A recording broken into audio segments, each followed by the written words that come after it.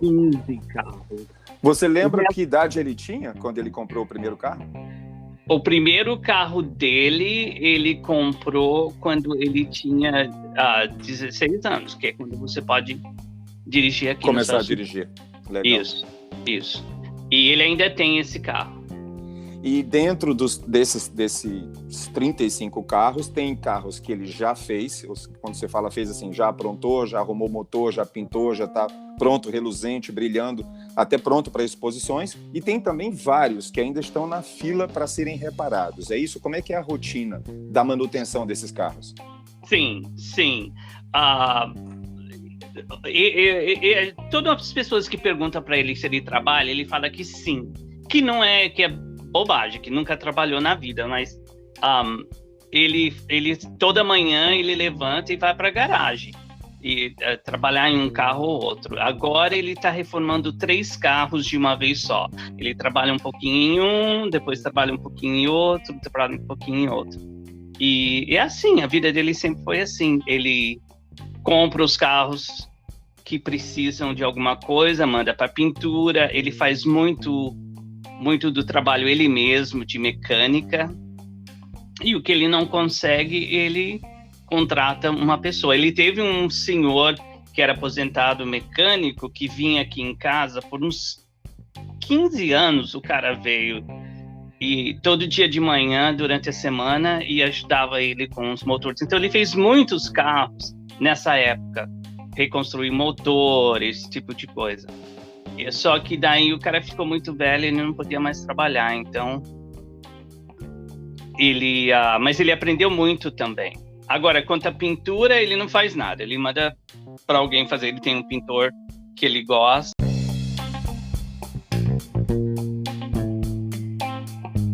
E agora ele tá reformando 3 carros, ele faz um pouquinho em um, depois ele enche o saco desse, ele vai pro outro, faz uma coisa diferente, depois ele vai pro outro, daí ainda alguma coisa errada, ele dá um picos lá e vai pro outro, então é assim a vida dele. Como ele tem essa rotina de colecionar tão mais cedo que você, na verdade, né? Então acho que ele não tem nenhum problema em lidar com a tua acumulação, né? Com a tua compra e venda, porque são coisas totalmente diferentes, né? O que ele faz, o que ele coleciona e o que você faz. Mas em algum momento elas se tocam. Como é que ele nunca te criticou, nunca disse assim, para de comprar tanta coisa, de encher a casa de tralha, essas coisas? Como é que é isso? É a relação de vocês? As únicas vezes que ele realmente fala assim é, por exemplo, quando eu tenho muita coisa no chão da cozinha, ele vai e ele bate o dedão do pé numa das coisas e dói pra caramba. Daí ele vira assim, roda, como dizem aí no Brasil, roda baiana. Porque é coisa demais. Mas tirando isso, tudo de boa, né? Não, ele sabe também que eu acumulo, mas eu também vendo, então é uma maneira de eu me manter financeiramente. Eu não dependo dele financeiramente para nada, assim, entendeu? E isso me ajuda. Você já viajou muito? Eu sei que o Roger também é juiz de car shows. Você já viajou? Já teve algumas viagens, alguns shows, algumas exibições que você foi junto? Sim, muitas. Por anos já. E é outro mundo, né? É uma coisa totalmente fora da... outro mundo. Isso. Eu mencionei da última vez que nós conversamos que eu tirei um ano inteirinho de fora do trabalho e eu viajei muito com ele. A gente dirigiu os Estados Unidos inteirinho, indo para car shows durante o verão. Então eu atravessei os Estados Unidos de carro umas 5 ou 6 vezes já. Para lá e para cá. Para lá e para cá. E muitas milhas, muitas milhas. E sempre puxando um carro ou puxando 2 carros? Como é que era essa viagem? Não. A maioria das vezes nós dirigimos um dos carros antigos dele. Porque ele também viaja com um truck, um pequeno caminhãozinho, puxando carros. Isso também acontece, né? Sim. Acontece. Mas essas viagens sempre num carro só. Sim. Deixa eu te perguntar, vamos voltar de onde a gente terminou o episódio da semana passada. Você falou que os colecionadores, os compradores mudaram de perfil. que você já identifica uma geração totalmente diferente da geração dos anos 90, por exemplo, quando você começou a vender tudo pelo eBay, da geração de hoje. O que era, por exemplo, você lembra, muito sucesso de vendas lá nos anos 90 e o que é muito sucesso de vendas hoje, nos anos 20 do século 21? Pois é, tio, se você não se incomodar, eu vou falar, como a gente está falando dos carros, eu vou falar a respeito dos carros primeiro. Perfeito. É uma questão, basicamente, financeiramente, na minha opinião. Porque como eu penso é o seguinte, por exemplo, quando você é jovem, digamos, quando você tinha 20 anos, os carros que eram novos, quando você tinha 20 anos, eram os carros, sei lá, digamos que é um Camaro ou um Corvette, alguma coisa assim. Só que com 20 anos, saindo da universidade, começando a trabalhar, você não tem dinheiro para comprar esse carro, a não ser que você seja muito rico, que a maioria das pessoas não são assim. Uhum. Então, as pessoas que gostam desses carros, depois de, digamos, 30 anos, já têm o poder aquisitivo de comprá-los. Então, quando eu conheci o Roger, os carros que eram populares eram os carros dos anos 40, dos anos 30, e as pessoas que estavam comprando esses carros eram as pessoas com mais de 60 anos, que tinham poder aquisitivo maior.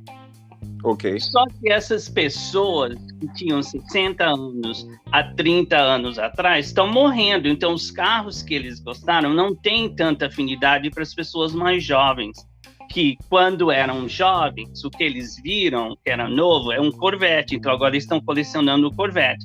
Porque 30 anos depois, com 50 ou 60 anos, eles têm o dinheiro para comprar esses carros. Dá para entender o que eu tô falando? Estou até muito confuso. Não, eu não entendi muito totalmente, mas eu entendi. Eu fiz uma conclusão, que eu não sei se é o que você vai confirmar. Pelo pouco que eu entendi dessa sua explicação super confusa, é que as pessoas, na verdade, têm saudade do tempo em que elas eram crianças ou adolescentes ou muito jovens.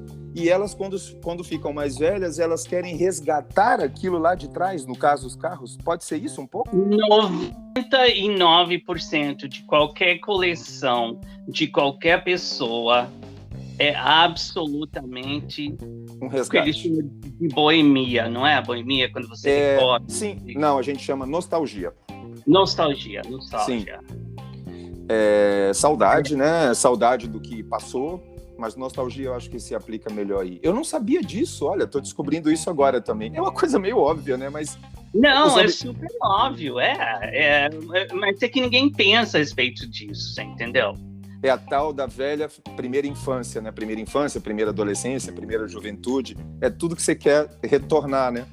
Exatamente. O seu primeiro carro era um Fusca, que você tem um Fusca.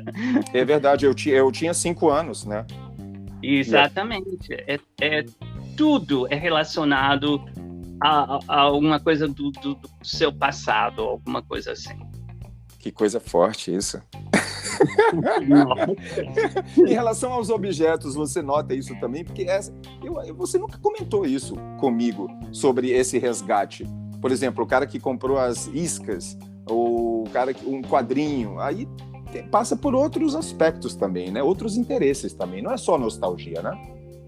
Não é só nostalgia. Tem muito também um negócio da moda. Agora, com o advento de internet, de você ter todas as informações imediatamente nas suas mãos, e modificou muito a maneira que as pessoas colecionam. Só basta um Kim Kardashian falar que ela gosta de um copo de 2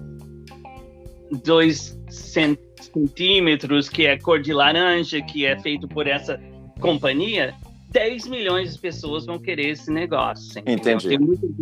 Tem muita coisa que é influenciada, porque muitas pessoas também não têm cérebro para colecionar por eles mesmos. São os colecionadores que vão atrás dos colecionadores influenciadores, né? Exatamente. Então eu acho que vai começar a aparecer muito carro peludo Porque anteontem eu li uma entrevista, uma notícia da Kim Kardashian com um carro peludo, que a polícia daí tinha proibido dela sair na rua. Você leu sobre isso?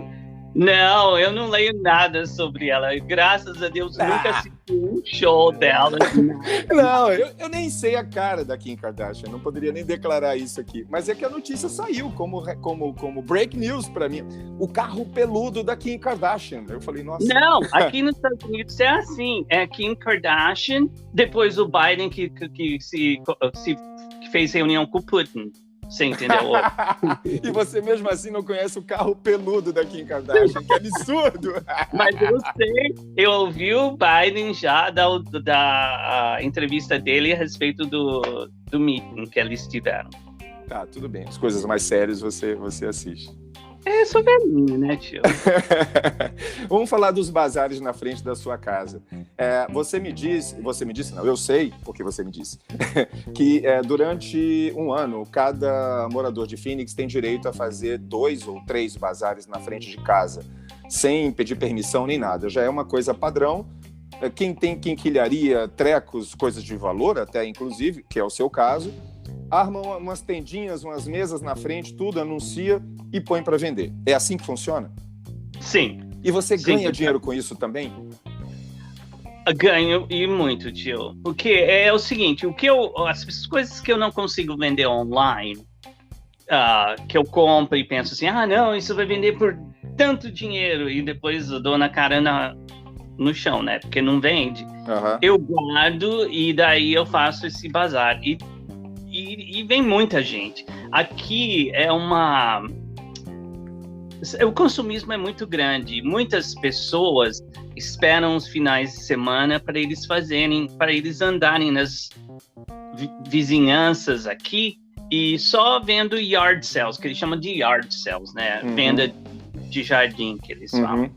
Sempre vai ter algum, né? Sempre, até hoje, com 43 graus de temperatura lá fora, pode ter certeza que tem alguém fazendo yard sale. E é como você falou, como as pessoas não têm muita criatividade, tem gente que deve visitar esses bazares, comprar, e aí com a compra fazer os seus próprios bazares em casa. Com certeza. Cara, vocês não estão entendendo, pessoal. Os bazares do Beto são sensacionais. Eu tive o privilégio de participar de um, etiquetando tudo. E a noção de precificação dele é impressionante. Desde bichinhos de pelúcia de $1, $2, que ele fala assim, isso custa 1, isso custa 4, isso custa 7, até conjuntos inteiros conjuntos de chá, pratos, pirex, bules, leiteiras, xícaras, conjuntos gigantescos de porcelana que ele olha e fala, custa isso. E aí ele arma um monte de mesa, precifica, e o quê? Você passa o quê? 2 ou 3 dias? É o fim de semana inteiro, né? Eu faço normalmente quinta, sexta e sábado. E se tiver movimento, ainda domingo. E tem também as miudezas, os saquinhos com correntes de prata, anéis, pulseiras, relógios também, que você já tinha me comentado que você vende a quilo isso. Você vende isso também nos bazares ou somente pela internet? Não, isso é melhor vender pela internet, porque eu já tenho alguns compradores que a gente tem contato faz tempo. Então, quando eu, por exemplo, tenho alguma coisa de prata, eu acumulo e contato a pessoa, e eu sei o preço que a prata está naquele dia, eu faço o cálculo e dou um desconto para eles, porque daí eles também podem fazer um pouco de dinheiro. Uhum. E vendo para eles, porque se eu vendo pelo eBay tira 10% do valor da venda a comissão. Na comissão. E eu posso vender e não pagar essa comissão se eu vendo direto para o consumidor, né? Não, sem dúvida. Beto, colecionar, comprar, acumular, você acha que isso é um reflexo da sociedade, de uma sociedade rica, como a sociedade estadunidense, ou, na sua opinião, é uma paixão humana, um desvio humano, uma característica humana, independentemente do país, da cultura, da riqueza do país? O que você pensa a respeito dessa necessidade de colecionar? Somente um resgate do passado ou muito mais do que isso? Eu acho que é uma coisa de humanidade, uma coisa de pessoa mesmo. É mais psicológico do que qualquer coisa. Sempre existiu colecionadores. Sempre. Seu som tá ficando meio ruim, Betão. Não sei o que tá havendo aí. Fala de novo aí. Eu tava Agora falando... melhorou. Então deixa eu pôr mais perto aqui. Eu acho que é realmente da humanidade, é uma coisa de pessoas mesmo. Okay. E eu acho que sempre teve colecionadores, tanto é que você entendeu, os egípcios botavam coisas nos túmulos dos mortos, esse tipo de coisa. E agora o poder aquisitivo também faz muita diferença na quantidade de colecionadores, porque claro, quanto mais poder aquisitivo você tem, mais dinheiro disponível. Mais dinheiro disponível você tem, você pode comprar mais ou comprar coisas diferentes, mas eu acho que é mais de realmente humanidade do que qualquer coisa. Do que uma característica de um país, assim. O que muda justamente é o dinheiro circulando, que aí, sendo um país rico, lógico, tem mais dinheiro circulando. E quando é que um objeto começa a ser vintage e quando ele começa a ser classificado como antiguidade? Você já me explicou isso, mas eu nunca lembro. Olha, eu não tenho 100% de certeza, tio, mas para mim é o seguinte, uma coisa que é 100 anos ou mais velho já é uma antiguidade. Ok. Uma coisa que é tipo 50 anos, 40 anos é um vintage. Um vintage, então, é a partir de 20 anos para trás, então, mais ou menos. Sim. Tanto é que quando os carros, dos car shows que a gente vai, um carro tem que ter 25 anos ou mais para poder participar num car show. Ok. Faz sentido essa história dos 20, 25, 30. Aqui no Brasil, por exemplo, se não me engano, para você parar de pagar o licenciamento anual é a partir de 30 anos. Então é uma idade, né, que é balizadora do que deixou de ser um carro contemporâneo e passou a ser um carro do passado, né? É. E é estranho, né? Porque eu vou num car show, eu vejo carro agora num show de carros que eu conheci quando eles lançaram. O seu Neon, o seu Chrysler Neon, que foi seu primeiro carro aí, se ele tivesse em perfeitas condições e restaurado, ele poderia já estar participando de exposição? 96... 96, não, né? Esse ano ele já poderia ser. 25 anos esse ano. Caramba. O Beto comprou um carro, um Chrysler Neon, em 93, não é isso? 96. E eu lembro que a gente se comunicava por cartas. Que absurdo falar isso, meu Deus. E aí, eu tenho essas cartas todas até hoje. Eu lembro, você mandou para mim, muito carinhosamente, a descrição do primeiro carro que você tinha conseguido comprar nos Estados Unidos, a alegria que você tinha de você ter comprado aquele carro, o folheto do carro, você me mandou uma cadernetinha com fotos dele. E, claro, o Beto é o Beto. Esse carro existe até hoje, está lá. Só que virou depósito de quinquilharias que vão para os bazares. Quer dizer, é uma coisa assim de reaproveitamento integral. Olha, eu estou pensando em doar o carro, tio. Eu acho que você agora, que acabamos de descobrir que ele passou a ser vintage e que ele começa a poder ser exposto em car shows, você poderia dar mais um para o Roger trabalhar e aí você teria um carro para rodar os Estados Unidos, expondo ele em vários lugares. É uma outra proposta, né? Também pode ser. É a sua história. Uma das poucas coisas que marcam a sua história lá no início, para mim, é esse carro que você conseguiu comprar com o teu salário, assim, recém-chegado aí. Né? Acho que você tinha 2 ou 3 anos só. Foi realmente, foi fantástico. Foi quase o início, né? O plano de vocês de conhecer todo ano um lugar do planeta diferente, né? Vocês começaram a fazer isso. Há 2, 3 anos atrás, foram Nepal, se não me engano, Índia, não sei mais, você pode até me refrescar onde vocês foram, foi interrompido com a pandemia, né? Mas com a vacina agora, vocês já devem estar com novos planos. Pode adiantar para a gente como é que vai rolar isso e esse tempo que vocês ficaram sem? Pois é anual essa viagem, como você disse.